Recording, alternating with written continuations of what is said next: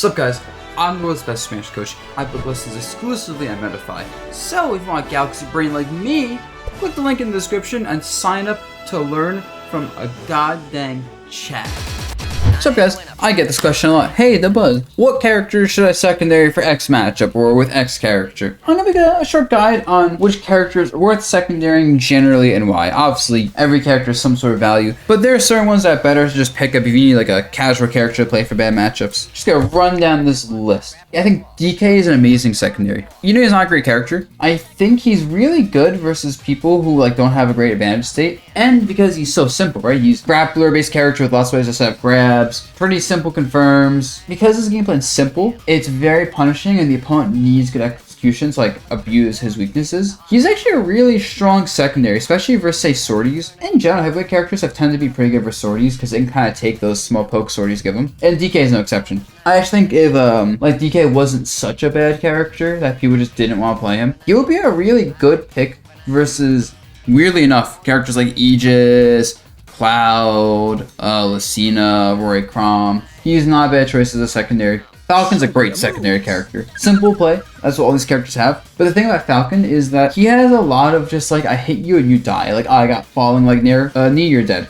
Oh, I got like down throw into like up air, up air, up air. Oh, I got side B into up air string with platforms. His gameplay is very simple and he has some really more technical things like Rush Fatality playing gets like, let's slow down, be a shield now. He knows like the IDJ like percents for like IDJ up air and knee combos. But really, he has a lot of baked in combos that can kill. He has a lot of built-in mix-ups. Like he just dashes at you. Is he gonna do dash aerial, side B, grab? Is he gonna reach with back? Is he just gonna hold shield and up B? Is he gonna jab? He has so many situations like that where he could just kill you off a very simple play. And the hardest thing about learning him to be effective enough with Falcon is just getting used to his speed because he is so fast and he has a lot of momentum with his movement. Bowser is an amazing secondary. Honestly, everything I said about DK kind of applies to Bowser. Obviously, he's not as much of a grappler, but really just in general, being a heavyweight character is really good as a secondary. Into the matchups they're solid in, because a lot of times the onus is on the opponent to execute properly. So I'd say Bowser is a much better secondary if you want heavyweight than DK, but DK is more fun. Heck, I'd say Marth is the best secondary than Lucina, because Tipper Jank, even if he's a worse character, the fact that you have more reliable, like, I'm just gonna go for Tipper, forward smash, hope to win a game off that, like 50, feels a lot better. The swingy nature of that is really nice compared to Lucina. Another thing about good secondaries is a lot of them have kind of like jank that can just end games, and that's really strong when you're trying to counterpick someone. I think Roy is an amazing secondary for anyone. I think this character's busted. Legit, phenomenal secondary, just off of how good he is, and how easy he is for how good he is. I don't really think he has bad matchups. He has like a few like Pikachu and stuff, but he doesn't have any like atrocious matchups. Game & Watch, no surprise here. This character invalidates like a lot of things. Like heavyweight characters, as long as you get your juggles down and like your nair strings down, between up B and like down, or you just, and beacon at the ledge, you kind of invalidate a lot of characters. Very strong secondary. Diddy is a bit of a weird pick here because he's pretty difficult to play. He's very technical, but I think he has a really, really strong matchup spread where outside of, you know, a good amount of zoners, he kind of just beats the cast. Sorties, heavyweight characters, slow characters, characters that can't hit short people in general. Like there's a lot of stuff where he just beats. But if you're fighting someone that's not that good with items, which a lot of people stink with items, he can exploit that and he can feel like an unwinnable matchup. Really, really strong character, very good matchup spread. Even his losing matchups, like let's say Olimar, aren't that bad. Like they're very winnable. He doesn't have like, oh, you're just gonna beat me for free characters really. R.O.B is a great secondary because similar to Roy, he's just kind of broken and easy. And he tilts people. Like when you fight R.O.B, you just get tilted off the earth when fighting him. Because he hits you with one like gyro side B and you die. And that's the only difficult thing about learning this character is learning like the Z-Drop Nair gyro combos. And that's like half an hour training mode.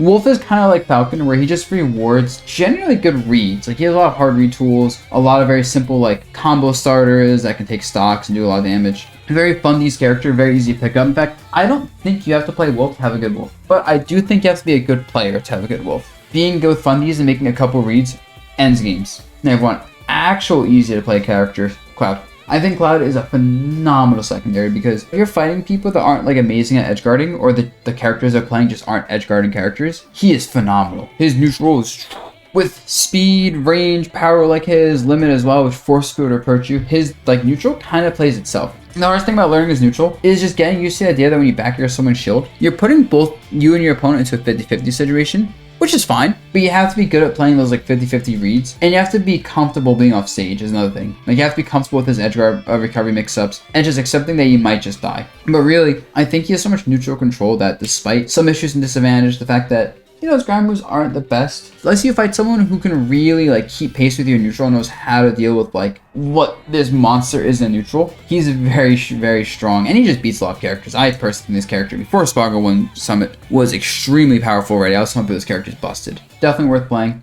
If you ever want to cheese some people out, the Belmonts are great as a secondary. Like, they are such a dumb character because they're a zoner that invalidates so many characters and people. When you fight really good players and they go to advantage state, like, these characters will fall off hard even as a counter pick. But when you fight people who don't hold the advantage super well, things like Holy Water doing that super easily and just them being a frustrating character that hits very hard is all you need to beat a lot of players. Oh, but this one, right? Oh, he might be the best character in the game. This character might have the lowest skill floor in the game, while also having the highest skill ceiling. So you can pick this character up because blocks, once you get used to putting them down at like decent speeds, because it's kind of janky to put blocks at first. Once you get used to like block fast fall, like, and then like double blocking for a 3-block line, and you get used to the timing on up tilt jump, like up tilt, up smash for 60 damage. Once you get used to that stuff, which is very easy, he's just so strong. He makes people annoyed. The fact that people have to approach him and stop him getting diamond, that exploits a lot of people not being good at approaching. Does so much damage and kills so easily that like really you can just press buttons, and even just randomly pressing buttons gets rewarded with him. Minecart is like a built-in 50-50 tool that gives him a lot of creativity, so you can also play him how you want. He has a lot of diversity, and like, do you want to be more aggressive with him, more passive, you're trying to do more TNT seps, or more block-based, minecart based, and it's the fact that he's extremely high skill ceiling, so there's a lot of room for improvement in the future. Easily the best secondary character in the game, in my opinion. Even more so than the last character on the list, which is Aegis. I feel like kind of similar to Cloud. Aegis is one of those characters where it's like, their neutral is so strong. You know, and the fact that you have Pyra killing people super early, they just punish mistakes and they just kind of like